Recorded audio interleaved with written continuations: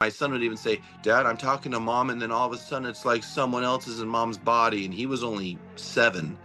He came to me because he felt alone, and he came over with a couple friends, kicked my door in, started saying, you can't take a mother away from the children. I'm like, I'm not. I just wanted her to stop beating him up. And then they'd pop me in the face, they'd push me in the chest, and it wasn't a Chuck Norris moment. And so he had that. He had videos of her out in the parking lot being very rough with the kids too. So there was a lot of evidence on that part. So then at what point during all of this interaction that you guys are all going through, so they come and they take away the children, but at what point then is it that you realize that the court system was going to be a fight and it wasn't going to be a fair one for you? Oh, immediately. When I went to the officers, CPS was already there. Well, we felt like we had to, and these are guys I thought I could trust because I didn't know them from Adam, but I was trying to say I just want us to see if we can get in and what we can do here.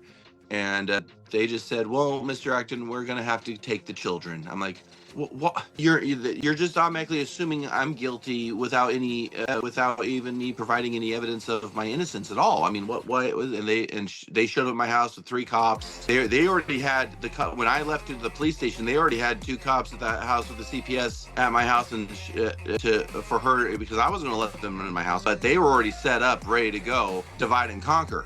Right. Another trap that they have so many traps, and thank goodness they got the kids to my parents' house. So I was going to say, so your parents took custody of the children? Yeah, they took custody of the kids.